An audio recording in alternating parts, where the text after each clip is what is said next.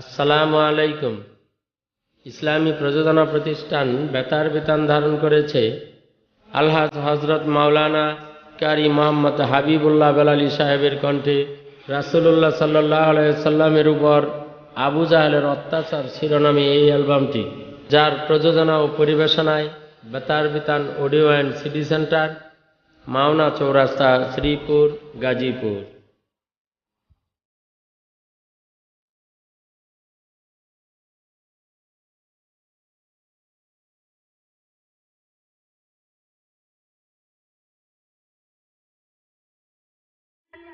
الحمد لله وكفى وسلام على عباده الذين اصطفى أما بعد فأعوذ بالله من الشيطان الرجيم بسم الله الرحمن الرحيم ولا تهنوا ولا تحزنوا وأنتم الأعلون إن كنتم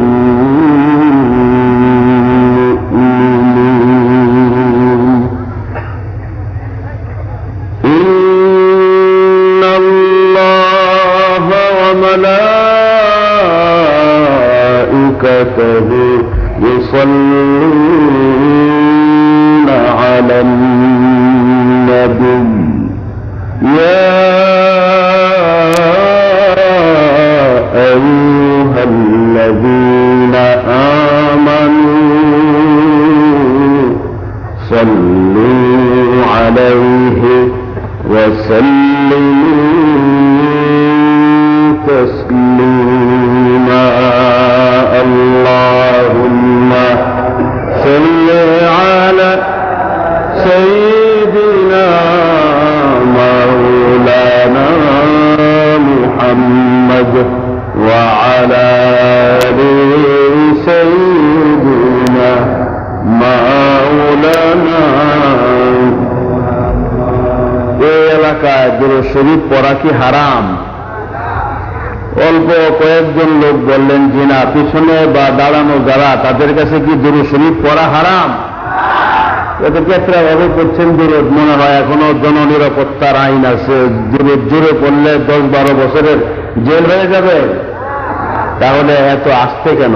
দুরূদ শরীফ পড়ার আগে দুরূদের ফজিলত শুনেন। আল্লাহ নবী বলেছেন, পৃথিবীর যে কোনো প্রান্তে বসে একটা উম্মত যখন দুরূদ পড়বে, সেই দূরত্বটা লক্ষ কোটি মাইল দূরে হলেও তৎক্ষণাতেই একটা ফেরেশতা ওই দূরত্বটা রওজায়ে পাকে পৌঁছায় দেবে। চক্ষুটা বন্ধ করে দেন, মনে করেন মদিনা শরীফে বসে নবী মুহাম্মদুর রাসূলুল্লাহ সাল্লাল্লাহু আলাইহি ওয়াসাল্লামকে দুরূদ শোনাচ্ছি। সেই ভালোবাসা নিয়ে আল্লাহ আল্লাহর রাসূলের প্রেমে মুগ্ধ মত্ত মাতোয়ারা হয়ে জোরে জোরে পড়েন, আল্লাহুম্মা সাল্লি আলা সাইয়্যিদিনা মাওলানা মুহাম্মদ ওয়া আলা আলি সাইয়্যিদিনা মাওলানা। চন্দ্র সূর্য গ্রহ তারা দিকে বলে আজকে মোদের খুশির দিন। চন্দ্র সূর্য গ্রহ তারা দিকে বলে আজকে মোদের খুশির দিন। ওই দুনিয়াতে তশরীফ আনলেন রহমাতুল লিল আলামিন। আল্লাহুম্মা সাল্লি আলা মাওলানা মুহাম্মদ ওয়া আলা আলি সাইয়্যিদিনা মাওলানা। দানব পশু পাখি 18,000 মখলুকাত মানব দানব পশু পাখি 18,000 মখলুকাত আল্লাহর তসবিহ নবীর দুরূদ পড়ে তারা দিবারাত আল্লাহুম্মা সাল্লি আলা সাইয়্যিদিনা মাওলানা মুহাম্মদ ওয়া আলা আলি সাইয়্যিদিনা মাওলানা लिल्लाह करम कीजिए सरकार मदीना मुझको भी बुला लीजिए दियार मदीना बल्लवल्लुला बिकमालिह कशफ الدجى بجماله حسنت جميع خصاله صلوا عليه وآله বাংলাদেশের সর্বশ্রেষ্ঠ মুফতি প্রখ্যাত আলেম বিশিষ্ট ইসলামী চিন্তাবিদ আলহাজ হাফেজ কারি মাওলানা মুফতি নুরউদ্দিন সাহেব সাধারণ মানুষের কাছে মাথার তাজ নাইবে রাসূল উলামায়ে কেরাম আগত সমবেত ধর্মপ্রাণ মুসলমান ভাইরা পর্দার আড়ালে মা ও বোনেরা আসসালামু আলাইকুম ওয়া রাহমাতুল্লাহ। কোরআন কত জীবন্ত জ্বলন্ত, কোরআন কত জীবন্ত জ্বলন্ত। আপনাদের জন্য আল্লাহ বলেন আল্লাযীনা ইয়াসতামিউনাল কাওলা ফায়াত্তাবিউনা আহসানা উলাইকাল্লাযীনা হাদাহুমুল্লাহ ওয়া উলাইকা হুম উলুল আলবাব। আল্লাহ বলছেন যারা মনোযোগ দিয়ে কথা শুনে এবং যা ভালো তা গ্রহণ ও বরণ করে, আল্লাহ বলেন আশা করা যায় হেদায়েতের নূর তার নসিব হবে। এত আসতে বলেন সুবহানাল্লাহ বলে কি মনে করেন আজকের এই বসা হযরতে খাকানী রহমাতুল্লাহ আলাইহি জগৎ বিখ্যাত একজন ওলিয়ে কামেল বলছেন 85 সাল বা আমানি মুহাক্কিক শুদ বখাকানি কে একদম বা খুদা বুদান বে আজ তখত সুলাইমানি। হযরতে খাকানী রহমাতুল্লাহ আলাইহি বলেন হে দুনিয়ার ঘুমন্ত মানুষেরা শোনো, আমি খাকানী 30টি বছর সাধনা করার পরে এই সিদ্ধান্তে পৌঁছালাম কিছুক্ষণ সময় আল্লাহর স্মরণে আল্লাহর ফিকিরে বসে থাকা হযরতে সুলাইমান আলাইহিস সালামের শাহী সিংহাসন থেকেও আল্লাহর কাছে অনেক বেশি দামি হয়ে যায়। তাহলে কি মনে করেন এই বসাটা, এটার উপরে আমি আলোচনা করব। তবে আজকে আপনাদের হাতে আমি দুটো জিনিস দিয়ে দেব। মা বোনেরাও এসেছেন, তাদেরকেও দেব, আপনাদের হাতেও দিব দুইটি আলো বাতি নূর। আল্লাহ বলেন قد جاءكم من الله نور وكتاب مبين। আমি আল্লাহ তোমাদের মাঝে দুটো নূর পাঠিয়েছি। একটি নূর হলো নবী মুহাম্মদুর রাসূলুল্লাহ সাল্লাল্লাহু আলাইহি ওয়াসাল্লাম, আরেকটি নূর হলো কোরআনে হাকিম, অর্থাৎ কোরআনও আলো হাদিসও আলো। প্রধান অতিথি আপনাদেরকে যে স্লোগান দিয়ে গেলেন কি, আল কোরআনের আলো ঘরে ঘরে জালো, আল হাদিসের আলো ঘরে ঘরে জালো, ঘরে ঘরে জালো কোরআন হাদিসের আলো। কোরআন যখন নাজিল হলো মুছে গেল মনের কালো, আধার কেটে এলো আলো, পথ হারা পথ যে পেল আল কোরআনের আলো ঘরে ঘরে জালো, আল হাদিসের আলো ঘরে ঘরে জালো, ঘরে ঘরে জালো কোরআন হাদিসের আলো। তাহলে কোরআন এবং হাদিসের দুটো আলো আপনাদেরকে দিয়ে দিতে চাই, বাড়িতে নিয়ে যাবেন। যদি স্বামী নিয়ে যান তাহলে স্ত্রীর অন্তরাত্মা আলোকিত হবে, আর যদি স্ত্রী নিয়ে যান স্বামীর, স্বামী নিয়ে গেলে স্ত্রীর, বাপ মা নিয়ে গেলে ছেলে মেয়ের, ছেলে মেয়ে সেই আলো নিয়ে গেলে বাপ মায়ের। এটা যদি আপনার ঘরে প্রথম কোরআন ঢুকে তাহলে ঘর সংশোধন হয়ে গেল। ঘরের পরে যদি আপনার পরিবারে এই কোরআন ঢুকান তাহলে পরিবার সুখ আর শান্তিতে বসবাস করতে পারবে। পরিবার থেকে সমাজ, সমাজ থেকে রাষ্ট্রে, রাষ্ট্রের থেকে জাতীয় এবং আন্তর্জাতিক পর্যায়ে এই কোরআন যখন আমি আপনি নিয়ে লাগাতে পারবো, গোটা দুনিয়াটা জান্নাত হয়ে যাবে। এই জন্য কাজী নজরুল ইসলাম, যেই কাজী নজরুল ইসলামের নামের বাকি অংশ ইসলাম কেটে দেওয়া হয়েছে, কাজী নজরুল। কাজী নজরুল ইসলাম কলেজ বলে না, ইসলাম কেটে দিয়েছে, নাম কি? নজরুল কলেজ না, কাজী নজরুল ইসলাম। ইসলামের কবি, তিনি বলেছেন, মুসলিম আমি, সংগ্রামী আমি, আমি চির রণবীর, আল্লাহকে ছাড়া কাউকে মানি না, নারায়ে তাকবীর। যারা বলেন সুবহানাল্লাহ, যারা বলেন সুবহানাল্লাহ। এই নারায়ে তাকবীরের আওয়াজকে বন্ধ করে দেওয়ার জন্য মুসলমানদের দেশে কম চেষ্টা করা হয়নি। নারায়ে তাকবীরের আওয়াজ, নারায়ে তাকবীরের স্লোগান দেওয়া মুসলমান নর নারীর উপরে ফরজ। আমি ফতোয়া দিলাম, সুবহানাল্লাহ। যিনি বলেন হুজুর এই ফতোয়া কেমনি দিলেন, এর দলিল কি? দলিল সহজ, নামাজের বাইরে ভিতরে কত ফরজ, এই বুঝে আপনাদের নামাজের অবস্থা। এটাও তো জানেন না, নামাজের বাইরে ভিতরে 13 ফরজ। তাহলে 13 ফরজের ভিতরে আল্লাহু আকবার বলে তাকবীরে তাহরিমা বান্দা ফরজ আছে না নাই? তাহলে এবার বলেন আল্লাহু আকবার স্লোগান দেওয়া জুড়ে বলেন কি? এই ফরজ হলো আল্লাহ। আর এই স্লোগানকে, আল্লাহর তাকবীরকে যদি কেউ বন্ধ করে দিতে চায়, সেটা কি আমি আপনি মানতে রাজি আছি? তাহলে বড়ই দুঃখের সাথে বলতে হয়, এটা মুসলমানদের দেশ, এটা ওলি আল্লাহদের দেশ, এটা তবলিগওয়ালাদের দেশ। যে দেশে যখন মসজিদের মিনারায় আল্লাহু আকবারের ধ্বনি আকাশে বাতাসে প্রতিধ্বনিত হতে থাকে, মুসলমানেরা লক্ষ নয় কোটি কোটি মানুষ ছুটে যায়, সেই দেশে, মুসলমানদের দেশে দাঁড়িয়ে তথাকথিত কোন নেতা যদি বক্তৃতা করে বাংলাদেশে ইসলামের কথা বলা যাবে না, চিৎকার করে বলেন মেনে নিতে রাজি আছে?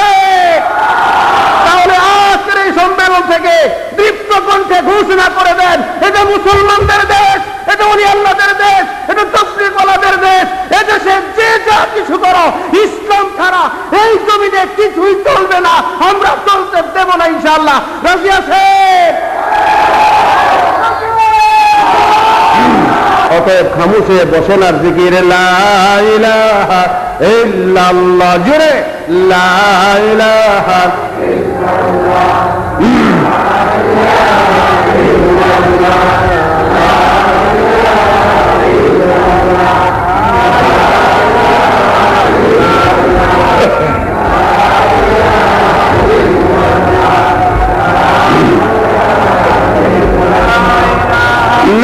কাজে বিসমিল্লাহ, দো জাহানের মালিক যিনি, সব কিছুতে সে আল্লাহ। সুবহানাল্লাহ, আলহামদুলিল্লাহ,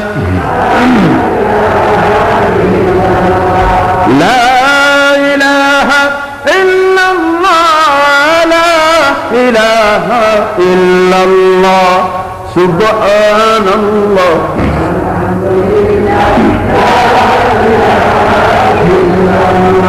ফুলের মাঝে গন্ধ যিনি, ঝর্ণা ধারায় ছন্দ তিনি, শিশু মুখে হাসি হয়ে মিশে আছেন যে আল্লাহ। সুবহানাল্লাহ, আলহামদুলিল্লাহ, লা ইলাহা ইল্লাল্লাহ, সুবহানাল্লাহ, আলহামদুলিল্লাহ।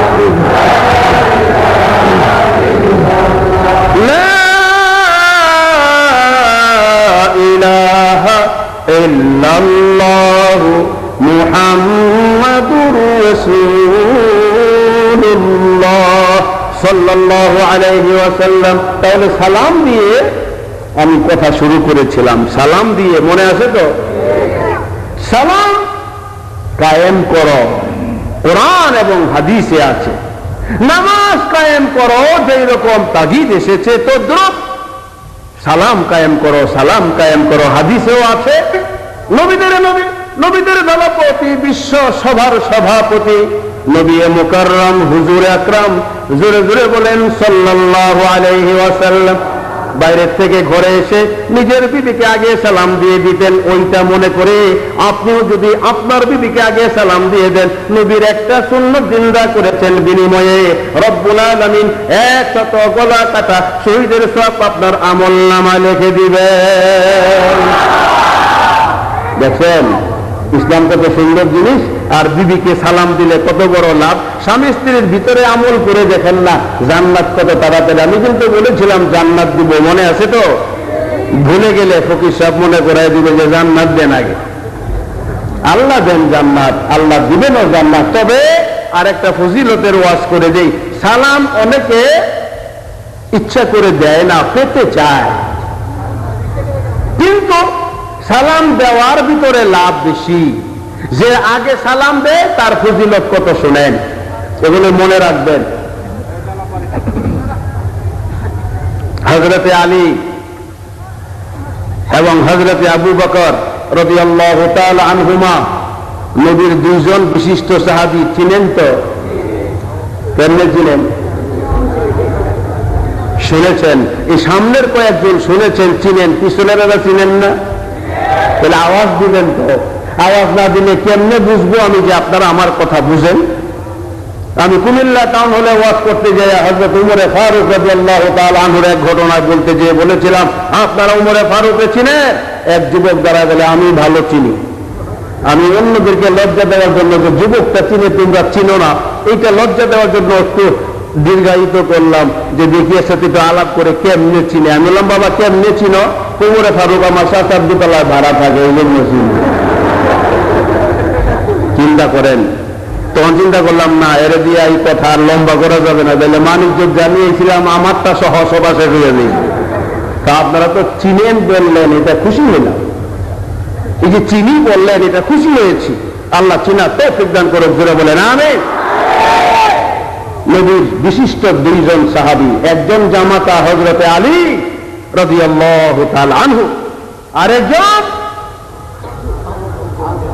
আবু বকর সিদ্দিক আল্লাহু আকবার রাদিয়াল্লাহু তাআলা আনহু।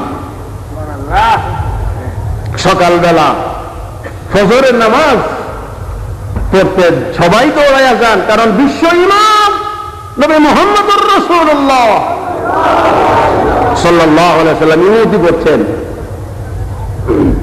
হযরতে আবু বকর, হযরতে আলী রাদিয়াল্লাহু তাআলা আনহুমা দুইজনের সঙ্গে দেখা হয়ে যায় প্রতিদিন ফজরের সময়। হযরতে আবু বকর লুকিয়ে থাকেন, হাজার চেষ্টা করেন, আলী যখন আমার সামনে এসে দাঁড়াবে সর্বপ্রথম আমি আলীকে আগে সালাম দিয়ে দেব, কিন্তু পারে না। যেই সামনে ঝট করে আসে হযরতে আলী আগে সালাম দিয়ে দেন, আসসালামু আলাইকুম ওয়া রাহমাতুল্লাহ। একদিন তার উল্টোটা হয়ে গেল, হযরতে আবু বকর সামনে দাঁড়িয়ে আছেন, সালাম দেয় না, কারণ ব্যর্থ চেষ্টা করে লাভ নাই। হযরতে আলী সামনে আসছেন, হযরতে আবু বকরও যাচ্ছেন, হযরতে আবু বকর সালাম দেন না, কারণ লাভ নাই, আলী তো আগে সালাম দিয়ে দেয়, কিন্তু না, শরীরে লেগে গেল। ওই দিন হযরতে আলী আর আবু বকরকে সালাম দেয় না। নবীর কানে কেন হলো জবাব দাও। হযরতে আলী কেঁদে দিয়ে বলেন, আল্লাহর নবী গো, আমি কোনো বেয়াদবি করি নাই। গত রাতে স্বপ্নে দেখলাম যে ব্যক্তি আগে সালাম দিবে রব্বুল আলামিন জান্নাতের উপরে আরেকটা বালাখানা, ওই বালাখানার গেটে লেখা আছে যে ব্যক্তি আগে সালাম দিবে আল্লাহ তাকে সেই বালাখানা দান করবে। ইয়া রাসূলুল্লাহ, ইয়া হাবিবাল্লাহ, আমি ইচ্ছে করে আবু বকরকে সালাম দেইনি, কারণ আবু বকর অনেক ভালো মানুষ, আমাকে আগে সালাম দিয়া ওই জান্নাতের উপরের বালাখানার মালিক তিনি হইয়া যান। এই যে আরেকজনকে দেওয়া, নিজে স্যাক্রিফাইস করা, এটা আল্লাহ পাক এই চরিত্রকে কোরআনে নিয়ে আসলেন, ওয়ায়ুসিরুনা আলা আনফুসিহিম ওয়ালাউ কানা বিহিম খাসাসা। মুসলিম জীবনের বৈশিষ্ট্য হলো নিজের শত প্রয়োজন থাকা সত্ত্বেও অন্যের প্রয়োজনের আয়োজনে আত্মনিয়োগ করা। আমার না, তোমার। তোমার আগের আন্দোলন ছিল তোমার, আর এখনের আন্দোলন হলো আমার আমার আমার। কিরকম? হযরত উমর ফারুক রাদিয়াল্লাহু তাআলা আনহু জামানায় কোনো বিচার নাই, হঠাৎ করে এক বিচার এসেছে। তিনি খলিফাতুল মুসলিমিন, আমিরুল মুমিনিন হযরত উমর ফারুক, যার তর্জনী হেননে গোটা পৃথিবী থরথর করে কাঁপে।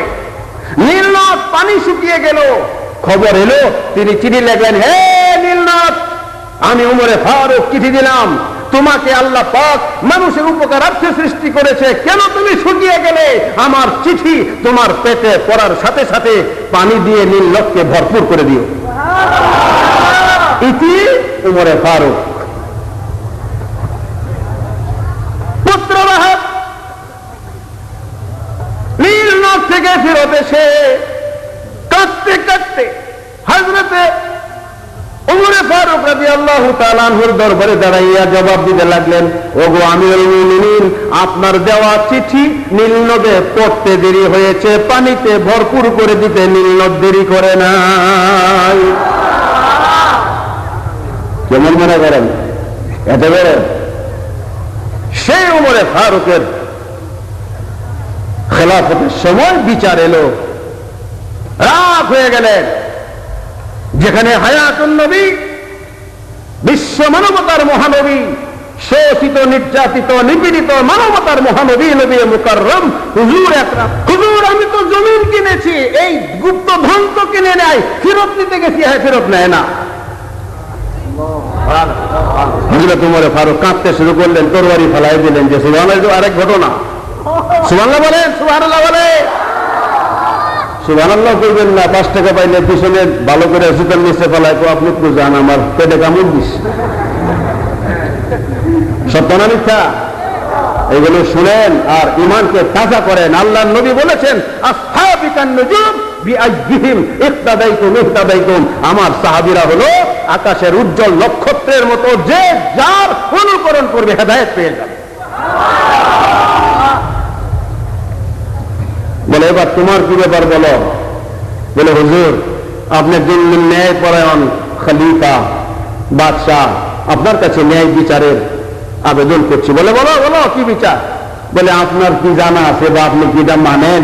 আমি তার কাছে জমিন বিক্রি করেছি, উপরে যা তাও বিক্রি করেছি, নিচে যা তাও বিক্রি করেছি, এই জমির এই ধন দৌলতের মালিক আমি না। হযরত উমর ফারুক কাঁদতে শুরু করলেন, না হুজুর, আপনার রেখে যাওয়া আদর্শ, দাঁত ভাঙ্গা কালেমা, রক্ত দেওয়া ইসলাম এখনো মদিনায় জীবিত আছে।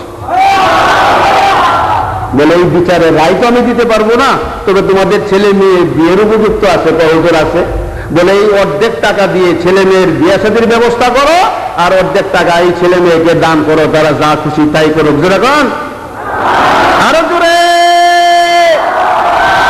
এমন একটা সুন্দর সমাজ যদি আজকে আমাদের এই দেশে কায়েম হয়, শান্তি হবে না অশান্তি? আরো জোরে বলেন, শান্তি হবে না অশান্তি হবে?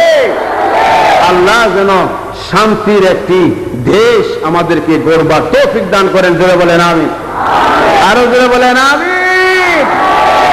আবার জোরে জোরে লা ইলাহা ইল্লাল্লাহ, লা ইলাহা ইল্লাল্লাহ, লা ইলাহা ইল্লাল্লাহ, লা ইলাহা ইল্লাল্লাহ, লা ইলাহা ইল্লাল্লাহ। এই মাহফিলের যে ইন্তজাম করেছেন, এটা লাভটা কি আর লসটা কি শুনেন। এই যে কালেমার জিকির করলেন, হাদিস, আল্লাহর আরশের সামনে একটা নূরের খুঁটি আছে, সবাই না, এক ব্যক্তি কালেমার জিকির করেছে, সঙ্গে সঙ্গে আল্লাহর আরশের সামনের খুঁটিটা কাঁপতে শুরু করে দেয়। আল্লাহ ডেকে বলেন, খুঁটি রে কেন কাঁপছো? এবার খুঁটি জবাব দেয়, আল্লাহ গো, অমুক এলাকার ভিতরে অমুকের সন্তান এই নামের একটা লোক কালেমার জিকির করেছে, তার জীবনের গুনাহ মাফ না করা পর্যন্ত আমি থামবো না। আল্লাহ বলেন, খুঁটি রে, তোমার কাঁপুনিতে আমার আরশের মধ্যে জালজালা শুরু হয়ে গেল।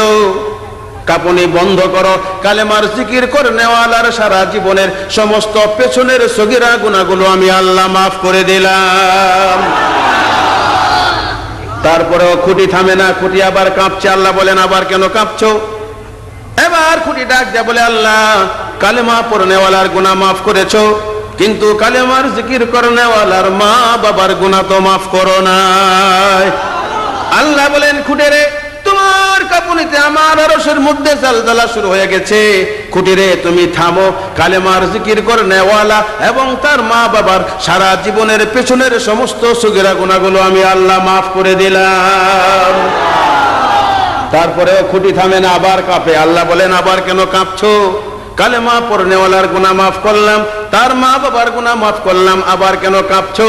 এবার খুঁটি ডাক দেয়া বলে, আল্লাহ গো, কালেমা পড়নেওয়ালার গুনাহ, তার মা বাবার গুনাহ মাফ করেছো, কিন্তু যেই এলাকায় বসে কালেমার জিকির করলো ওই এলাকার মানুষের গুনাহ তো এখনো মাফ করো নাই।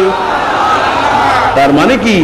কালেমার জিকিরে এলাকার গুনাহ, কবরের আযাব পর্যন্ত মাফ হয়ে যায়। এই যে আজকের এই সম্মেলন, এটা আপনাদের জন্য, এলাকার জন্য লাভ হলো না ক্ষতি? তাহলে কালেমার জিকিরের তাসির কত বড়। অতএব সেই ফজিলতটা মনে করে সবার জবান খুলে দিয়ে আরো জোরে জোরে লা ইলাহা ইল্লাল্লাহ, আরো জোরে লা ইলাহা ইল্লাল্লাহ, লা ইলাহা ইল্লাল্লাহ,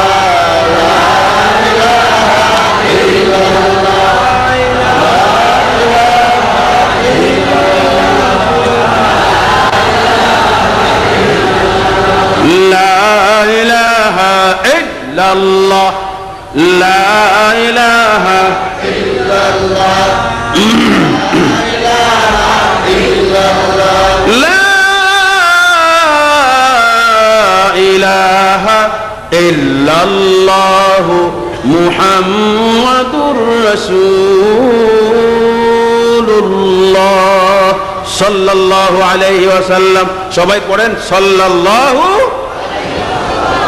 ভাইরা আমার, আজকের এই মাহফিলটি একটি মাদ্রাসাকে কেন্দ্র করে তিনজন হাফেজ এই মাদ্রাসার থেকে আজকে সনদ নিল।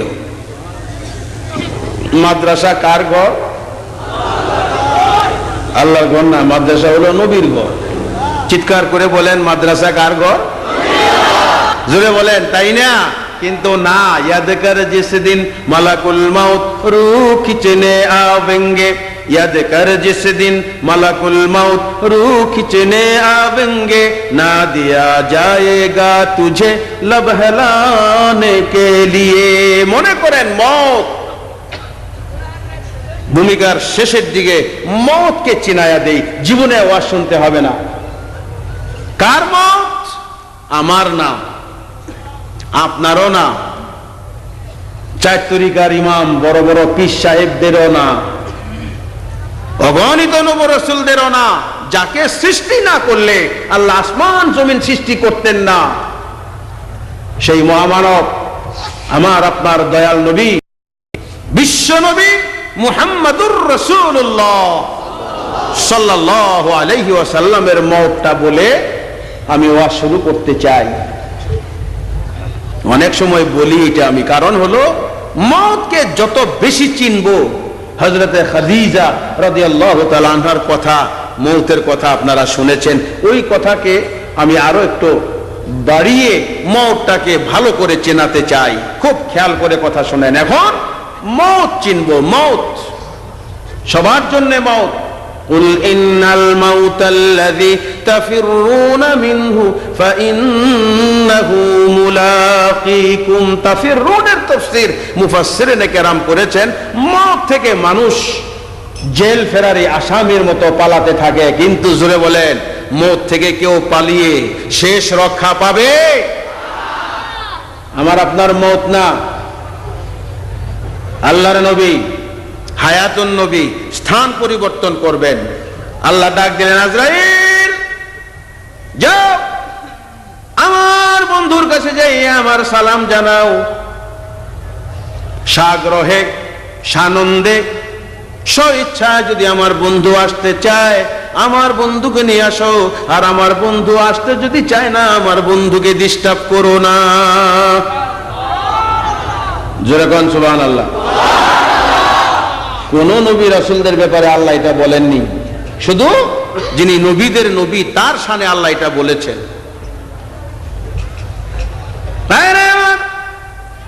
হযরত আজরাইল আলাইহিস সালাম রওনা হইলেন। আল্লাহ ডাক দিলেন, হে আজরাইল শোনো, কার কাছে পাঠাচ্ছি তুমি জানো? যাকে সৃষ্টি না করলে তোমার মতো আজরাইল বানাতাম না। হে আজরাইল, আমার বন্ধু রূহটা এমন করে বের করে নিয়ে আসো, আটার বস্তার থেকে চুল টান দিয়ে বের করলে যেমন আটার বস্তা টের পাবে না, তার থেকে ও আরামদায়ক ভাবে আমার বন্ধুর রূহটা বের করে নিয়ে আসো। মৌতের কষ্ট যেন আমার বন্ধু টের না পায়, তাহলে বোঝা গেল মৌতের একটা কষ্ট আছে। দিলটা নরম করেন, হুজুরের মৌতের কথা শুনে দেখেন একটু চোখ থেকে পানি আসে কিনা। আর হুজুরের দুঃখের কথা শুনে কোন উম্মতের যদি চোখ থেকে এক ফোঁটা পানি বেরিয়ে যায়, আল্লাহ বলেন ওই চোখের এক ফোঁটা পানি আমি আল্লাহর ভান্ডারে আমানত রাখি, যদি জাহান্নামী হইয়া যাও ওই এক ফোঁটা পানি দিয়া তোমার জাহান্নামের আগুন নিভাইয়া দিব। মৌত, হুজুর, কতগুলো জিনিস এখানে জড়িত। হযরত আজরাইল আলাইহিস সালাম চলে এলেন দুনিয়ায়। আল্লাহ নবীর দরওয়াজায় যাইয়া নক করলেন, টোকা দিলেন। হুজুর ডাক দিয়ে বলেন, মা ফাতেমা রে, আমি তো অসুস্থ। দরওয়াজায় কে যেন আওয়াজ দিল রে মা, এইরকম আওয়াজ মদিনা এর আগে কোনোদিন আমি শুনি নাই। যা যা দেখতো দরওয়াজায় কে এসেছে। হযরতে ফাতেমা দৌড় দিয়ে গেলেন, দরওয়াজা খুললেন, সঙ্গে সঙ্গে দরওয়াজা বন্ধ করে আ আ করে কাঁদতে কাঁদতে আল্লাহ নবীর সিনা মোবারকের উপরে পড়ে গেলেন। ডাক দিয়ে বলেন, বাবা গো, এমন একটা মেহমান আমাদের দরওয়াজায় দাঁড়ানো, এই মেহমানকে আমি আমাদের ঘরের ভিতরে আসতে দেব না। কেন রে মা, কেন আসতে দিবি না? কি হয়েছে? কেমন মেহমান? মা ফাতেমা ডাক দিয়ে বলে, বাবা গো, মেহমানের দিকে নজর করে দেখেছি মেহমানের পা দুইটা জমিনে লাগানো, মেহমানের মাথাটাকে বাবা আসমানে ঠেকানো। আল্লাহ নবী বুঝে গেলেন, কাঁদতে কাঁদতে বলতে লাগলেন, মা ফাতেমা রে, যত খুশি বাবা বাবা বলে বাবা ডাকার স্বাদ মিটিয়ে নে। এই মেহমান কারো দরওয়াজায় ঢুকে গেলে ওই ছেলে মেয়েরা চির এতিম হয়ে যায়। যত খুশি বাবা বাবা বলে বাবা ডাকার স্বাদ মিটিয়ে নে। হযরতে ফাতেমা ডাক দিয়ে বলেন, না বাবা, তোমাকে আমি দুনিয়া ছেড়ে যেতে দেব না। বলে লাভ হবে না, যখন যার যাওয়ার সময় হবে দুনিয়ার কোনো শক্তি তাকে ধরে রাখতে পারবে না। বলা বলি করতে করতে অনেক লম্বা ঘটনা, আমি সেদিক যাব না, শুধু মওতটাকে বুঝাবো, যেহেতু আমি আপনি মরব। আজরাইল সামনে। আল্লাহ নবী ডাক দিয়ে বলেন, আজরাইল, তুমি তো কাউকে সময় দাও না, আমি 5 মিনিট সময় তোমার কাছে ভিক্ষা চাই, দিবে কিনা? হযরত আজরাইল আলাইহিস সালাম ডাক দিয়ে বলে, হুজুর 5 মিনিট কেন, কিয়ামত পর্যন্ত যদি থাকতে চান আল্লাহ হায়াত দিতে রাজি আছেন। বলে, না, এত লম্বা হায়াত চাই না, এখনই চলে যাব, 5টা মিনিট দাও। হুজুর 5 মিনিট কি করবেন? আল্লাহ নবী কেঁদে দিয়ে বলতে লাগলেন, জীবনের শেষ 2 রাকাত নামাজ পড়ে উম্মতের জন্য একটু দোয়া করতে চাই। হ্যাঁ উম্মত, কি করে নবী ভুলেন? নবীর দাঁত ভাঙ্গা কালেমা, রক্ত দেওয়া ইসলাম আজ কোথায়? ফিরে আসেন ইসলামে। ইসলাম এটা জাতা জিনিস না। ইন্নাদ-দীনা ইনদাল্লাহিল ইসলাম, আল্লাহর পছন্দনীয় মনোনীত জীবন বিধান হলো ইসলাম। সেই ইসলামকে ধরেন। হুজুর কি করলেন? এজাজত পেয়ে গেলেন, 2 রাকাত নামাজ শেষ। থেকে বন্যার মতো পানি ছেড়ে দিয়া দুইখানা হাত আকাশের দিকে উঠাইয়া আল্লাহ নবী কাঁদতে লাগলেন, আল্লাহ গো, আগেকার নবীদের উম্মতেরা গুনাহ করলে তাদের উম্মতের চেহারা শুকুরের মতো, বানরের মতো, কুকুরের মতো হয়ে যেত।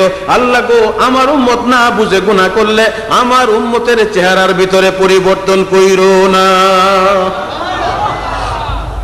খুব সুন্দর চেহারা নিয়ে ঘোরাফেরা করি তো, নিজেকে তো নিজে লাভ দিতে পারবো না। চিন্তা করে দেখি, কুকুরের চেয়েও খারাপ কাজ আজকে মানুষ করে কি করে না।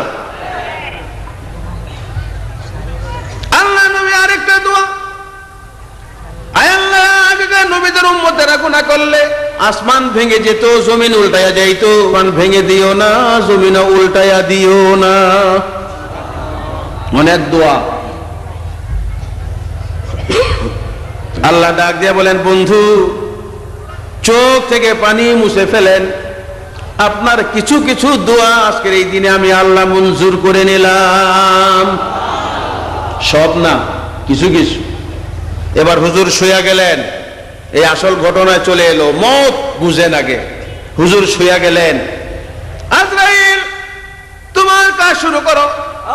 হযরত আজরাইল আলাইহিস সালাম বিসমিল্লাহ বলে আল্লাহ নবীর সিনার উপরে হাত নেয়, কিন্তু হাত রাখে না, সরাইয়া ফেলে। আবার হাত নেয়, আবার হাত সরিয়ে ফেলে। আল্লাহ নবী ডাক দিয়ে বলেন, আজরাইল রে, একবার হাত সিনার উপরে আনো, আবার সরাও, আবার আনো, আবার সরাও, কারণ বুঝলাম না।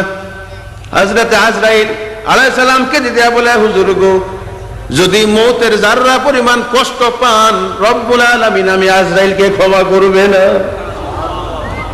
বলে না, তুমি তোমার কাজ শুরু করো। এবার হযরত আজরাইল আলাইহিস সালাম আল্লাহর নবীর সিনা মুবারক উপরে মাত্র হাত রাখলেন, এখনো কাজ শুরু করে নাই। হাত রাখার সঙ্গে সঙ্গে আল্লাহ নবী আহ আহ বলে চিৎকার দিয়ে ডাক দে, হে আজরাইল, কোন অন্যায় করার কারণে সাত আসমান সাত জমিন একত্রিত করে আমি নবীর সিনার উপরে চাপা দিয়া ধরলাম।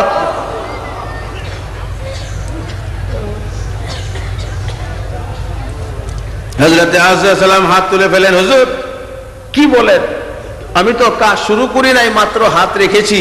হুজুর কেঁদে দিয়া বলেন, হে আজরাইল, হাত রাখার পরে আমি নবী মুহাম্মদের যদি এত কষ্ট মনে হয়, তাহলে আমার গুনাহগার উম্মতদেরকে না জানি কত কষ্ট দিয়ে মারো। হে আজরাইল, তোমার হাতে ধরি, অনুরোধ করি, যত শক্তি আছে সমস্ত শক্তি দিয়া, ব্যথা দিয়া, যন্ত্রণা দিয়া, কষ্ট দিয়া আমি নবী রূহ বের করে নাও, কিন্তু আমার এতিম উম্মতদেরকে মৌতের যাররা পরিমাণ কষ্ট দিও না। ভাই গো, অতএব মত বড় সাংঘাতিক জিনিস। এই জন্য আল্লাহ বলেন, লা তামুতুন্না ইল্লা ওয়া আনতুম মুসলিমুন।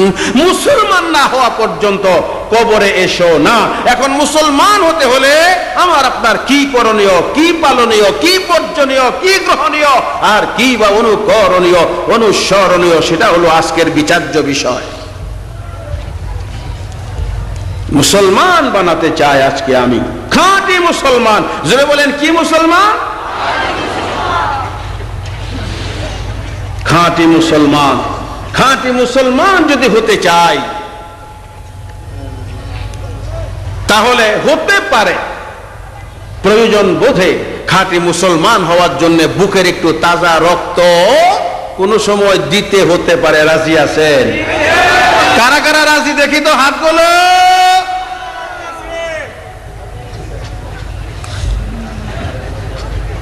নামায় না, নামাইতে তো বলি নাই, হাত তুলতে বলেছে। দুই হাত উঠান, দুই হাত।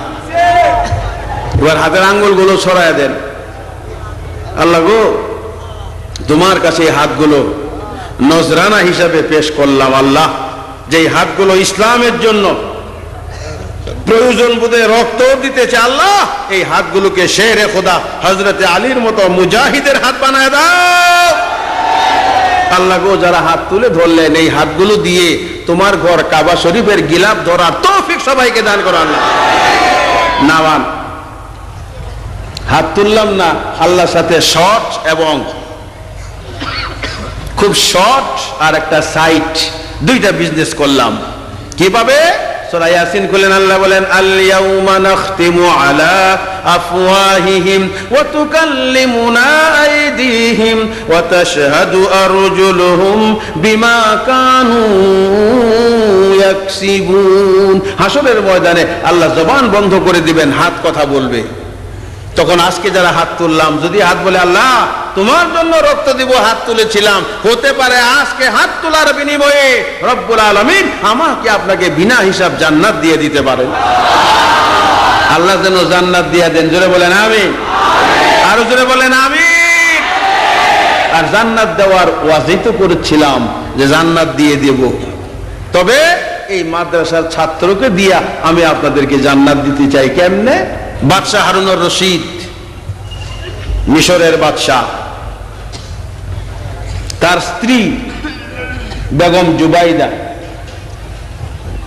একটু ঝগড়া লাগছে। স্বামী স্ত্রীর মধ্যে ঝগড়া হতে পারে নাকি পারে না? আপনাদের মধ্যে বুঝো নাই? খুব আস্তে কইলেন। আমার হিসাবে শতকরা 85টা স্বামী স্ত্রীর মধ্যে মিল নাই। আপনারাও জি বলছেন, আমার কোনো দোষ নাই, দোষ হলে আপনাদেরই হবে। ঈদের দিন কথা বলা সব থেকে সুযোগ। ওই দিনও কথা কয় না, আমার পাঞ্জাবিটা কই দিয়া দেখ, মানে পাঞ্জাবিটা দাও, এটাও কয় না। আছে না নাই? আরো জোরে বলেন আছে না নাই? আজ পড়ায় আল্লাহ বলেন হুন্না লিবাসুল লাকুম ওয়া আনতুম লিবাসুল লাহুন। স্বামী এবং স্ত্রী তাদের ভালোবাসার কথা এই আয়াতে আল্লাহ বলে দিলেন। স্বামী স্ত্রীর পোশাক আর স্ত্রী হলো স্বামীর পোশাক। কোন জোরে সুবহানাল্লাহ। ভাইরা আমার, স্বামী স্ত্রী কত মিষ্টি মধুর একটি নাম, কিন্তু ঘরে যদি ঝগড়াঝাটি থাকে, স্বামী স্ত্রী ঝগড়া করলে ওই ঘরের উপর থেকে আল্লাহ রহমতের দরওয়াজা বন্ধ করে দেন। যদি কারোর সাথে ঝগড়া থাকে, আজকে মাহফিল থেকে যে মিলে যান। কেমনে মিলবেন? যদি কোন একটা তাবিজ দেন, এই তাবিজ লাগবো না কারণ বাতি হয়ে গেছে, বাতি জায়গায় তাবিজ লাগে না, তবে একটা নিয়ম শিখাই দিই। কি? বাড়িতে যান, স্বামী হিসাবে স্ত্রীর কাছে মাপ না চান, অন্তত খালি যদি বলেন সরি, বার একটু বাড়ায়া সো সরি ফর দ্যাট, যে ওটার জন্য আমি দুঃখিত, এতটুকু কইলে তো ঝগড়াটা পানি হয়ে যায়। তবে ঝগড়া যে আগে মিটায়, একটা কবুল হজের সওয়াব আল্লাহ তার আমল নামা লিখে দেন। আরো জোরে কান। কত সুন্দর কথা, এগুলো তো আমাদের মধ্যে নাই। এই জন্য বলছি আজকে ওয়াজ ঘরে দিতে চাই। ঘরে বাড়িতে যায়, যায় ওয়াজ শুনে, শোনার পরে বাড়িতে যায়। ওয়াজে মানুষের মেজাজ ঠান্ডা হয় না গরম? কিন্তু বুড়ার মেজাজ গরম। বাড়িতে যায় বুড়িরে ডাক দেয়, খোল ওঠ, বাদ দে, খাই ঘুমাই, ওদের দিয়েছি, ভাল লাগে না। সত্য না মিথ্যা? এটা একটা ডাক হইলো। কুত্তারে কি সুন্দর করে ডাক দেয়, হ্যালো সত্য মিখা মিংখা মিং, কুত্তারে সত্য মি কয়, আর বিবিরে কয় খোল, বাদ দে, খাই ঘুমাই, ভাল লাগে না, শুয়ে পড়ি। আছে না নাই? জোরে এখন আছে না নাই? আমি নোয়াখাইল্লা মুন্সি না, আমি আপনাদের মেজাজ জানি না। আমাদের দেশে তো আরো খারাপ। এরম কয় খুলবে না হলাটা বাইর করতাম, মানে গরুর স্ত্রী দুইজনকে কিভাবে চলতে হবে এইটা কোরআন এবং হাদিসে আল্লাহ এবং আল্লাহর রাসূল বহুত কথা বলে গেছেন। আমি আপনাদের সামনে কথাগুলো রেখে যাব যাতে আপনার উপকার হয়, চেষ্টা করেন। ডাক দে, রে সন্তান, গত 3 দিন হয়ে গেল কবরে যাও না। আমার পিঠের দিকে তাকায়া দেখো, ফেরেশতার চাবুকের বাড়িতে আমার পিঠের চামড়া আর নাই। কেন রে বাবা যাও না? বলে আমার ভিতরে ভয় ঢুকেছে। তুমি কবরে যাইয়েই কোরআন শরীফ পড়তে না করলা, তার কারণ সেই চিন্তা করতে করতে আমি কবরে যাই না। এবার বাপ ডাক দিয়া বলে, আমি তোমাকে কবরে এসে সঙ্গে সঙ্গে তেলাওয়াত করতে না করেছি, কারণ হলো তুমি কবরে এসে যখন আউযু বিল্লাহ বিসমিল্লাহ বলে সূরা ফাতিহা তেলাওয়াত শুরু করো, আকাশ থেকে নূর এসে তোমাকে ঘিরে ফেলে। আল্লাহর নূরের কারণে রে বাবা আমি তোর চেহারাটা দেখতে পাই না। এই জন্য বলেছি কিছুক্ষণ দাঁড়ায় থাকবা, মন প্রাণ ভরে তোকে দেখবো, তারপরে কোরআন তেলাওয়াত করবে। জোরে কান সুবহানাল্লাহ। কোরআন কত জীবন্ত জ্বলন্ত। এই কোরআন এখানে পড়া হয়। মাদ্রাসা কোন দিকে জানি? সামনে। এই মাদ্রাসায় পড়া। এই মাদ্রাসা প্রশ্ন করেছিলাম কার ঘর জানি? জোরে কান।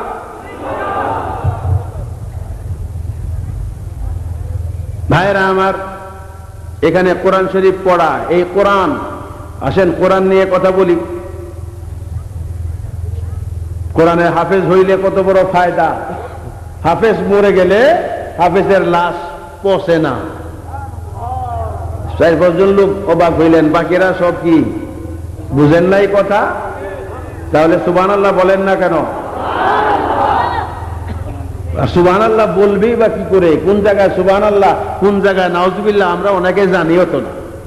ভাইরা আমার, তাহলে কিভাবে আমি আপনি কোরআন ধরবো, কিভাবে কোরআন পড়বো? এই মাদ্রাসাকে আমার আপনার কিভাবে জানা প্রয়োজন? আসেন, এই মাদ্রাসায় জোরে কোন কি পড়ানো হয়? আরো জোরে বলেন কি? কোরআন। এবার আপনি কোরআন শরীফকে প্রশ্ন করেন, হে কোরআন, এই যে ভাঙ্গা মাদ্রাসায় কোরআন পড়া হয়, হে কোরআন, তোমাকে তো যথাযথভাবে চিনলাম না, তোমার আসলে পরিচয় কি? তুমি কোথায় ছিলে? তোমার সম্পর্কে আমরা কিছু জানতে চাই। দুনিয়ার কোনো বক্তার কাছে না, আলেমের কাছে না, কোনো মুফাসসিরের কাছেও যাওয়া লাগবে না। কোরআন জবাব দেয়, বাল হুয়া কুরআনুম মাজিদুন ফি লাউহিম মাহফুজ। আমি লৌহে মাহফুজে ছিলাম। দুনিয়াতে কেন এসেছো? কিভাবে এসেছো? কার সাথে এসেছো? একা? কোরআন জবাব দেয় না, আমি একা আসি নাই।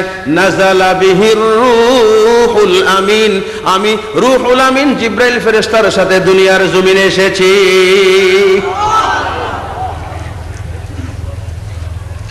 এবার কোরআনকে প্রশ্ন করেন, কেন এসেছো? তোমার কাজটা কি?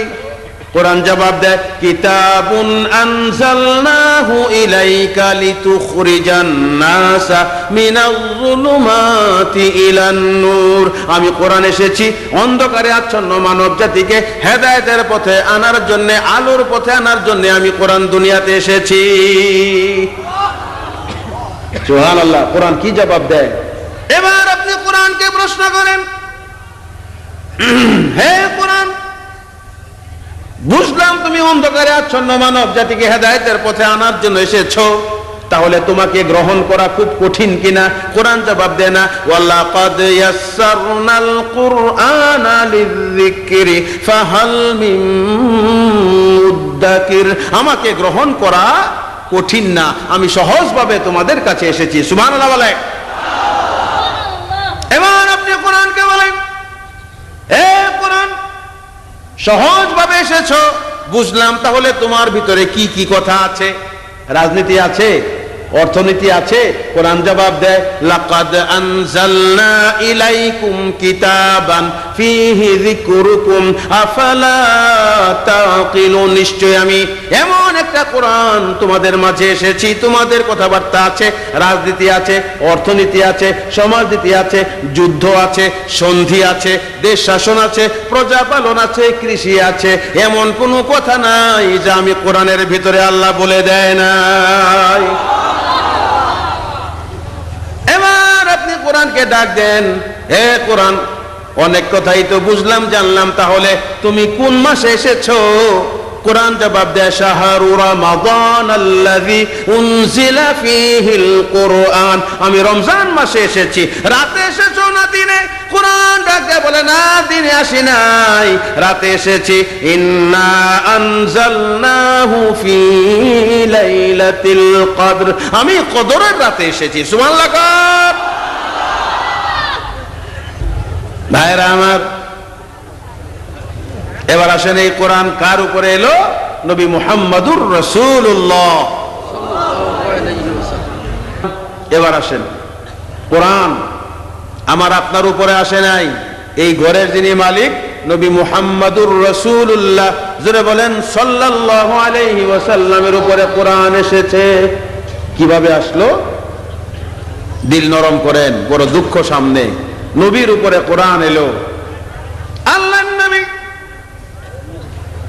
সাফা পাহাড়ের কোনায় বসে কোরআন তেলাওয়াত শুরু করে দিলেন। মক্কার কুরাইশ নেতা আবু জাহেল জ্বালাময়ী বক্তৃতা শুরু করে দিল। কোরআন তেলাওয়াত শুরু হওয়ার সাথে সাথে আবু জাহেলের বক্তৃতা রেখে লোকেরা, কাফের এখনো মুসলমান হয় নাই, দৌড়াইতে দৌড়াইতে যাইয়া নবীর পেছনে দাঁড়াইয়া কোরআন তেলাওয়াত শুনতে শুরু করে দিল। আবু জাহেল ডাক দেয়, আবু সুফিয়ান, এ আবু লাহাব, লোকেরা আমার জ্বালাময়ী বক্তৃতা বন্ধ করে গেল কোথায়? আবু সুফিয়ান আবু লাহাব ডাক দিয়ে বলে, আবু জাহেল, যত জ্বালাময়ী বক্তৃতা করো লাভ হবে না। আব্দুল্লাহর ছেলে মুহাম্মদ কোরআন তেলাওয়াত শুরু করে দিয়েছে, লোকদেরকে শিকল দিয়ে বেঁধে আটকানো যাবে না। বলে দাও তরবারি। এই যদি হয় মুহাম্মদের কোরআন, তাহলে মক্কার জমিনে আমার বাপ দাদার ধর্ম থাকবে না। চলো, হয় আজকে মুহাম্মদ থাকবে, না হয় আমি আবু জাহেল থাকবো। দাও তরবারি। সবাই কর নাউজুবিল্লাহ। রাখে আল্লাহ, আরো জোরে রাখে আল্লাহ, মারে আল্লাহ। এটার উপর ঈমান রাখবেন।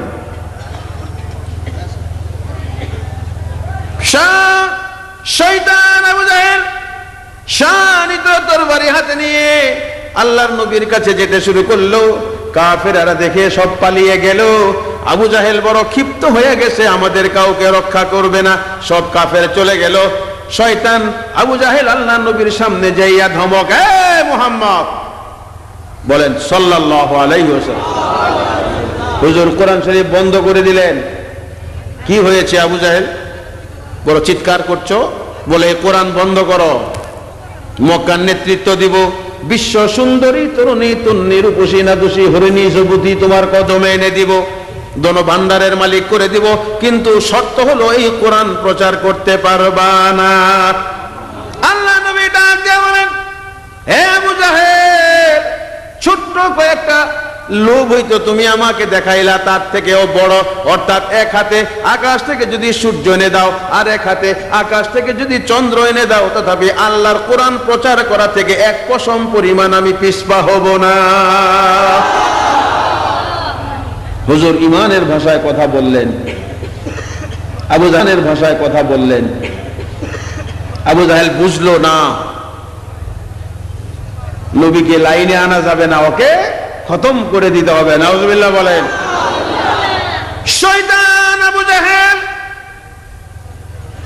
নবীর সামনে এমন একখানা ভাব দেখাইলো, সে চলে গেছে। আসলে শয়তানটা চলে যায় নাই। সাফা মারোয়া দুই পাহাড়ের মাঝখানে বিরাট বড় একটা পাথরের পাহাড়।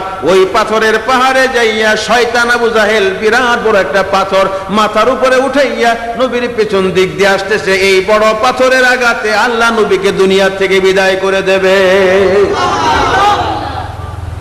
দুহাত প্রসারিত করলে যত বড়, তার থেকেও বড় এক পাথর। পাহলোয়ান শক্তিশালী আবু জাহেল মাথায় করে আনতেছে। এই পাথরের আঘাতে কোরআন তেলাওয়াত করার কারণে নবীকে দুনিয়া থেকে বিদায় করে দেবে। এই আবু জাহেল মার্কা অনেক কাজকর্ম আমাদের দেশে কোরআন পড়ার কারণে অনেক আলেমদের উপরে এই দেশে অত্যাচার হয়েছে কি হয় নাই? যারা বলেন হয়েছে কি হয় নাই? ভবিষ্যতে যাতে না হয়, সাবধান করে গেলাম, ভবিষ্যতে যাতে না হয়। কারণ আমার আল্লাহর মাই, বড় আসতে বললেন, আল্লাহর মাই, আল্লাহ যাকে ধরে 12টা বাজায় আছে। কোরআনের বিরুদ্ধে, মাদ্রাসার বিরুদ্ধে, মসজিদের বিরুদ্ধে যে যত বড় পাহলুয়ান হও, দনবল জনবল যত শক্তি নিয়ে ময়দানে কাজ করো, আমার আল্লাহ বলেন আমি আল্লাহর শক্তির সামনে মশা পিঁপড়া আর রকেট এক সমান। পিঁপড়ারেও আল্লাহ যেরকম মনে করে, রকেটও আল্লাহ মনেই মনে করেন। সর্বশক্তিমান জোরে বলেন কে?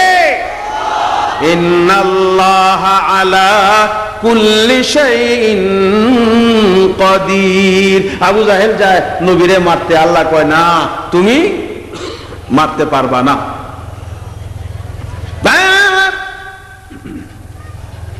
বিরাট বড় পাথর শয়তান আবু জাহেল মাথার উপরে উঠাইয়া পাহাড়ের পিছন দিক দিয়ে পাহাড় ঘেঁষে পাথর মাথায় নিয়ে আসছে। আল্লাহ নবীকে পাথরের আঘাতে দুনিয়া থেকে বিদায় করে দেবে।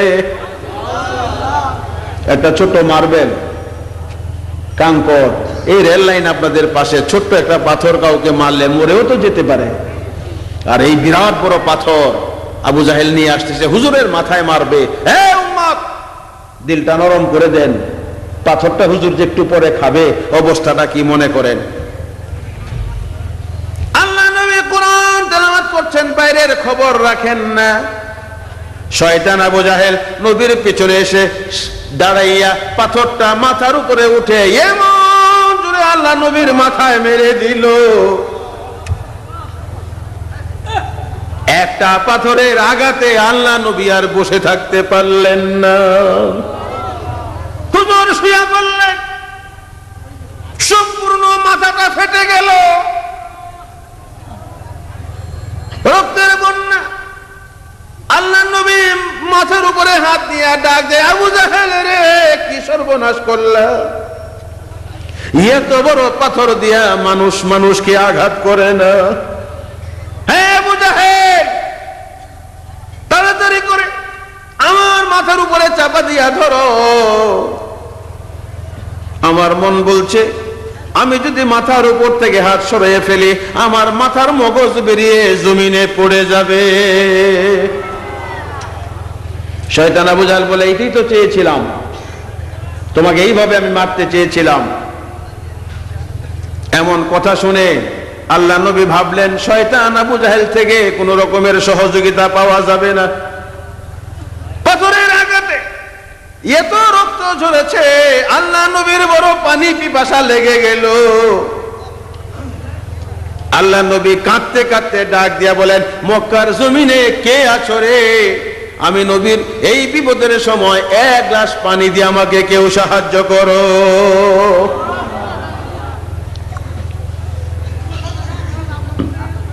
শয়তান আবু জাহেল সঙ্গে সঙ্গে ঘোষণা করে দিল, খবরদার, এক গ্লাস পানি তো দূরের কথা, এক ফোঁটা পানি নবী মুহাম্মদকে যদি কেউ দিয়েছ, মক্কার কুরাইশ নেতা আবু জাহেল ঘোষণা করলাম তাকে আমি আস্ত রাখবো না।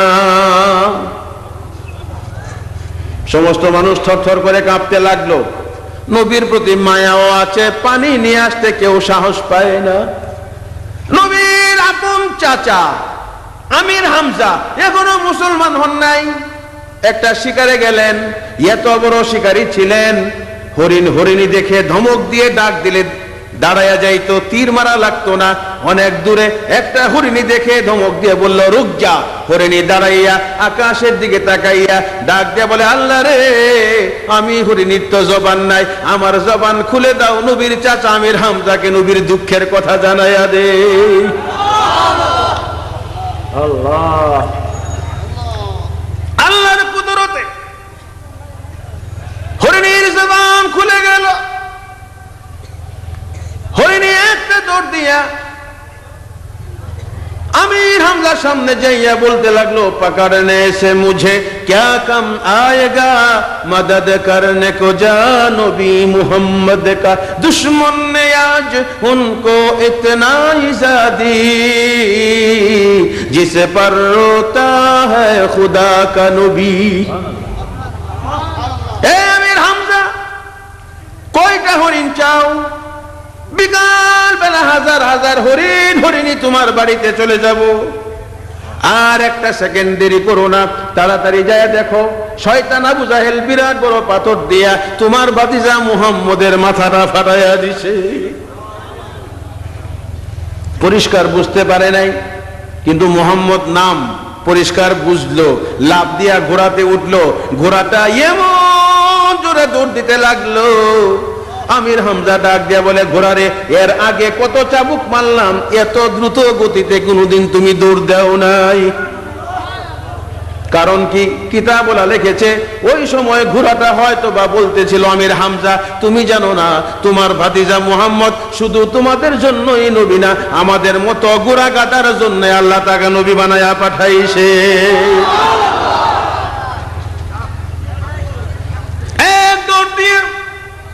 ঘোড়া আমির হামজার বাড়িতে হাজির। আমির হামজার বিবি লাফ দিয়া ঘর থেকে বেরিয়ে স্বামীর পা দুইটা বুকে জড়াইয়া কাঁদতে লাগলো, স্বামী গো নামতে দেব না।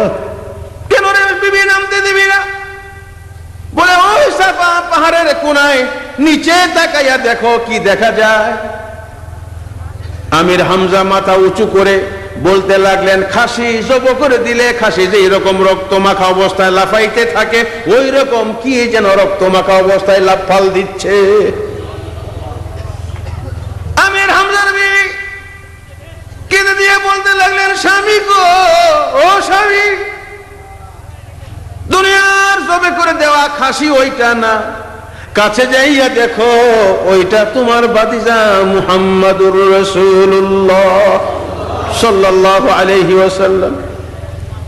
কি হয়েছে আমার ভাতিজা? একটা হরিণীর মুখেও ভাতিজা মুহাম্মদ মুহাম্মদ শুনলাম, কারণটা কি হয়েছে বুঝলাম না। স্বামী গো,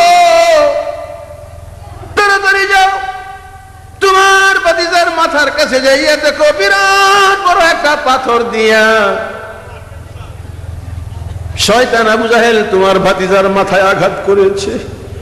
তোমার ভাতিজা পানি পানি করে কত চিৎকার দিয়া কাঁদলো, মক্কার জমিনে তোমার ভাতিজার এক গ্লাস পানি নসিব হইল না।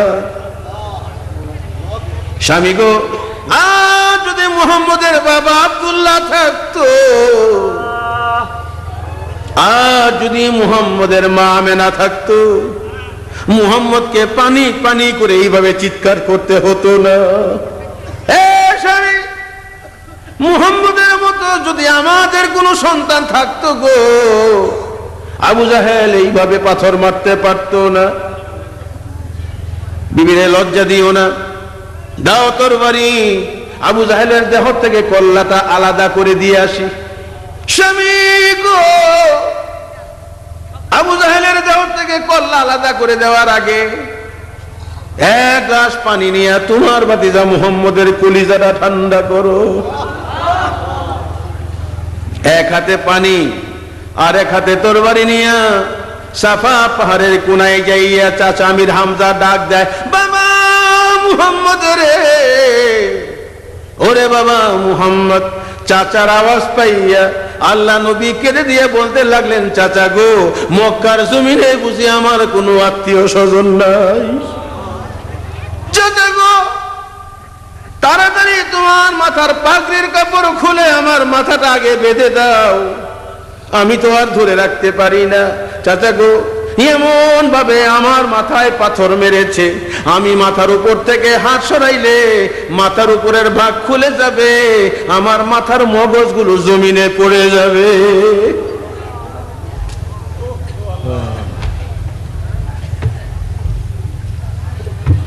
তাড়াতাড়ি আমির হামজা ভাতিজার মাথা বেঁধে দিলেন, শোয়ার থেকে উঠাইয়া বুকে মাথা রাখলেন, মুখের থেকে রক্তগুলো সরাইয়া আল্লাহ নবীকে আগে এক গ্লাস পানি পান করাইলেন। আল্লাহ নবী চাচার বুকে মাথা রেখে ডাক দিয়ে বলে, চাচা গো, তোমার বুকে মাথা রাখার পরে আমার মন বলছে আমি যেন আমার বাবা আব্দুল্লাহর বুকে মাথা রাখলাম। যাদের চাচা বেঁচে আছে কষ্ট দিয়েন না। আমির হামজা ডাক দিয়ে বললেন, ভাতিজার লজ্জা দিও না, 5 মিনিটের সময় দাও, পাষণ্ড আবু জাহেলের দেহ থেকে কল্লাটা আলাদা করে দিয়ে আসি। না, কেন কল্লা আলাদা করবেন? তোমাকে দুঃখ দিয়েছে তার প্রতিশোধ নিব বলে না, আমি এই ধরনের প্রতিশোধ নেওয়ার জন্য দুনিয়াতে আসি নাই। আল্লাহ পারতে বলছেন, ওয়ামা আরসালনাকা ইল্লা রাহমাতাল লিল আলামিন। জোরে জোরে পড়েন, ওয়ামা আরসালনাকা ইল্লা রাহমাতাল লিল আলামিন। সারা জগতের জন্য রহম করে নবীকে পাঠাইলেন।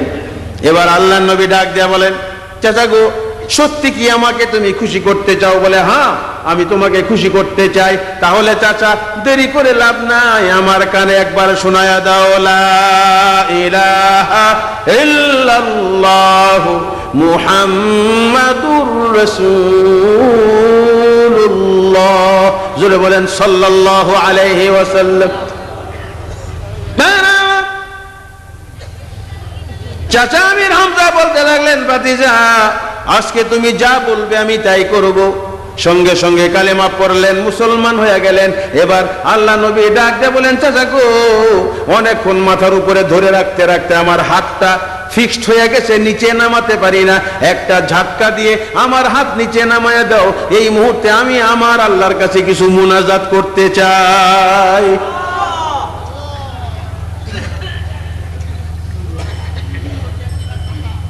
আল্লাহ নবীর হাতকে ঝাটকা দিয়ে নামানো হলো। এবার হুজুর দোয়া করেন, আয় আল্লাহ, যে কোরআনের জন্য এত বড় আঘাত খাইলাম, আর মাথার রক্তে সাফা পর্বত রঙিন করে দিলাম, আল্লাহ গো, এই কোরআনের জন্য যারা সামান্যতম কাজ করবে হাসরের ময়দানে, তাদেরকে দয়া করে আমার সঙ্গে জান্নাত দিয়া দিও। কোরআনে কি কথা বলা আছে? কোরআনে সব থেকে বেশি বলা আছে নামাজ, নামাজ, নামাজ। জোরে বলেন, কোরআনে সব থেকে বেশি কি কথা? নামাজ আমার জিন্দেগি, নামাজ আমার বন্দেগি। আল্লাহ তাআলার প্রিয় রে ভাই, তোমার আমার বন্দেগি, নামাজ আমার জিন্দেগি, নামাজ আমার বন্দেগি। কুল ইন্না সলাতি ওয়া নুসুকি ওয়া মাহইয়ায়া ওয়া মামাতি লিল্লাহি রাব্বিল আলামিন। বলো বলো, আল্লাহ বলছেন, আমার নামাজ, আমার হজ, আমার যাকাত, আমার হায়াত, আমার মওত, আমার জীবন সব কিছু আল্লাহর জন্য। তাহলে নামাজ হলো প্রত্যেকটা মানুষের জন্য, নর নারীর জন্য নামাজ বাধ্যতামূলক করা হয়েছে। নামাজ ছাড়া আমার আপনার আর কোনো গত্যন্তর নেই। বিসমিল্লাহির রহমানির রহিম। রহমানু আল্লামাল কুরআন খালাকাল ইনসান।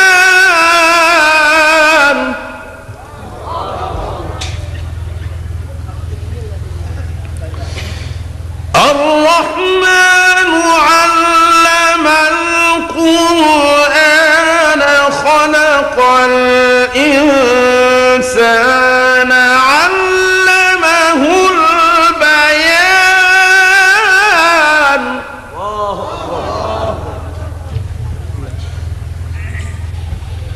الشمس والقمر بحسبان.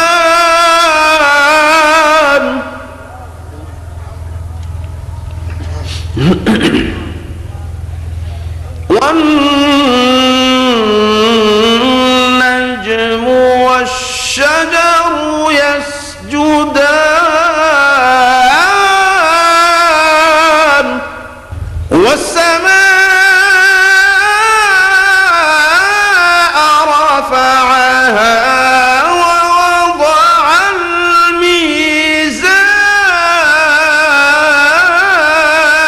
الميزان.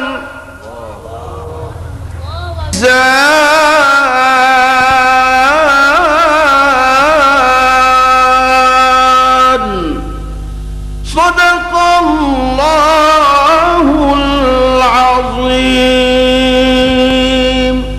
খুশি হয়েছেন? খুশি দেবে, আবার আমার গাম ভিজে দেন। আল্লাহ গো, বিকাল থেকে শুরু করে গভীর রাত হয়ে গেল, এই পর্যন্ত তোমার বান্দারা তোমাকে ছেড়ে গেল না। হাসরের ময়দানে আল্লাহ গো, তুমি আমাদেরকে ছেড়ে দিও না। আল্লাহ, আমল দিয়ে জান্নাত আমরা পেতে পারি না, তোমার দয়া ভিক্ষা চাই, তোমার দয়া দিয়ে আমাদের সবাইকে মেহেরবানি করে জান্নাত দিয়ে দিও। আল্লাহ দুনিয়া দুনিয়া করতে করতে দুনিয়ার এমন পাগল হয়ে গেলাম, এমন একদিন আসবে দুনিয়ার সবাই আমাকে ভুলে যাবে, লাথি মেরে বাঁশতলায় 3.5 হাত মাটির ভিতরে ফেলে দিবে। প্রত্যেক দিন সকালবেলা বাবা সবার আগে ঘুম থেকে উঠে যায়। এমন একদিন এসে গেল, সকাল পার হইয়া বেলা দুপুর হইয়া গেল, ওই দিন বাবা কেন জানি ঘুম থেকে উঠতে পারে না। ছোট ছোট ছেলে মেয়েরা বারবার যায় বলে, মা গো, ও মা, অন্যান্য দিনের মতো আজকে বাবা সকালবেলা কেন ঘুম থেকে উঠলো না? মা গো, বাবার খাটের আশেপাশে চাচা আত্মীয় স্বজনেরা এসে কেন কান্নাকাটি করে? মা জবাব দিতে পারে না। ছেলেরা মেয়েরা দৌড় দিয়া মরা বাবার বুকের উপরে যাইয়া বাবা বাবা বলে চিৎকার করে কাঁদতে শুরু করে দেয়। বাবা কোনো জবাব দেয় না। ছেলেরা মেয়েরা দৌড় দিয়া মায়ের কাছে এসে বলে, মা রে মা। অন্যান্য দিন একটা ডাক দিলে বাবা ঘুম থেকে উঠে যেত, আমাদেরকে বুকে জড়াইয়া গালে কানে নাকে কপালে কত চুমা দিত। আজকে হাজার হাজার বার বাবা বাবা বলে ডাক দিলাম, মা রে বাবা কেন একবারও চোখ মেলে তাকায় না? মা ডাক দেয়া বলে, আয় রে আয়সা, তোরা আমার বুকে আয়। তোদের বাবা কেমন ঘুম ঘুমিয়েছে শুনে যা। কেমন ঘুম ঘুমাইলো? মা কেঁদে দিয়া বলে, কান্নাকাটি করে কোনো লাভ হবে না, তোদের বাবা এমন ঘুম ঘুমিয়েছে, মাটির ভিতরে এইভাবে ফেলে দিও না। ভিতর থেকে বাবা ডাক দেয়, আত্মীয়রা রে, আমার বুকের উপরে তাজা মাটির চাপা দিয়া কবরটাকে অন্ধকার করে দিও না। অন্ধকার কবরে আমি একা কেমন করে থাকবো? আল্লাহ সেই অন্ধকার কবরকে সামনে নিয়ে চোখের এক ফোঁটা পানি নজরানা দিয়া ফরিয়াদ করি, আল্লাহ রে, আজকের মাহফিলের খাতিরে অন্ধকার কবরে তুমি দয়া করে একটা নূরের বাতি জ্বালায়া দিও। আল্লাহ সাথী হারা কবরে তুমি দয়া করে আমাদের সবার সাথী হয়ে যাও। আল্লাহ গো, আজকের এই মাহফিলকে সুষ্ঠুভাবে সফল কাম করার জন্যে আয় আল্লাহ, হাসরের ময়দানে হযরতে হাসান আর হুসাইনের সঙ্গে এই যুবকগুলোকে তুমি জান্নাতে যাওয়ার তৌফিক দান করো। আল্লাহ আল্লাহ, কিছুক্ষণ আগে আমি ঘোষণা দিলাম, আজকের এই মাহফিলে আমরা যারা হাজির হয়েছি, মদিনা মদিনা করে যারা চোখ থেকে পানি ফেলে কাঁদে, সেই ভেজা চোখ দিয়া সোনার মক্কা মদিনা না দেখাইয়া কাউকে কবরে ডাক দিও না। আল্লাহ, আমার অনেক মা বোনেরা পর্দার আড়ালে বসে কত জনে না জানি চোখ থেকে বন্যার মতো পানি ফেলে কত বিষয় নিয়ে, মনের কথা প্রাণের ব্যথা নিয়ে তোমার দরবারে কত কথা বলছে। আমার মা বোনেরা যেই দোয়া করছে, আল্লাহ গো, আজকের দোয়ার খাতিরে আমার মা বোনদের সবার দোয়া মঞ্জুর করে নিও। আল্লাহ, প্রত্যেকটা মা বোনকে আবেদা জাহেদা বানাইয়া হাসরের ময়দানে হযরতে ফাতেমার সঙ্গে তাদের জান্নাত নসিব করে দিও রে আল্লাহ। আল্লাহ, অনেকে আমি গুনাহগারের কাছে মাহফিলে আসার সময় দোয়া চেয়েছেন, অনেকের বাবা অসুস্থ, আয় আল্লাহ, অনেক ছেলে বাবা মায়ের জন্য দোয়া চেয়েছেন, আয় আল্লাহ, সবার জন্য দোয়া করি, মাওলা মেহেরবানি করে সবাইকে তুমি শেফায়ে কামেলা আজলা আতা ফরমাও। আল্লাহ, মুনাজাতের শেষে তোমার দরবারে আরেকটা ফরিয়াদ করি, এই মাহফিলে আমরা যারা হাত তুললাম, এই মাহফিলের জন্য, মসজিদ মাদ্রাসার জন্য যারা যেই স্বার্থ অনুপাতে সাহায্য করেছে, আল্লাহ, এই সাহায্যের বিনিময়ে সবাইকে তুমি হযরতে উসমানে গনির মতো মালে মালামাল করে দিও। আল্লাহ, আর জোরে হে আল্লাহ, হে আল্লাহ, আল্লাহ গো, ও আল্লাহ, করে নাও। আল্লাহ, ওপার থেকে, সে টাঙ্গাবো থেকে, এমনকি ভালুকা থেকে আমার মহব্বতের অনেক ভাইয়েরা এসেছেন। আমি গুনাহগারের নাম শুনে এই মাহফিল শুনতে, আয় আল্লাহ, যারা চলে যাবেন রাস্তাঘাটের বিপদ আপদ থেকে মুক্ত করে সহি সালামতে সবাইকে নিজ নিজ ঘরে পৌঁছায়া দিও। আল্লাহ, আয়াতদের জন্য দোয়া করি, আল্লাহ গো, তাদের কবর আযাব মাফ করে তাদের কবরটাকে তুমি দয়া করে মানি জমিনি বালা মুসিবত দূর করে তার শারীরিক সুস্থতা দিয়ে তার হায়াতকে অনেক লম্বা করে দিও। আল্লাহ, দান করো। আল্লাহ, تقبل منا إنك أنت السميع العليم وتب علينا يا مولانا إنك أنت التواب التواب الرحيم عزة عما يصفون وسلام على المرسلين وسلام على المرسلين وسلام على المرسلين والحمد لله رب العالمين لا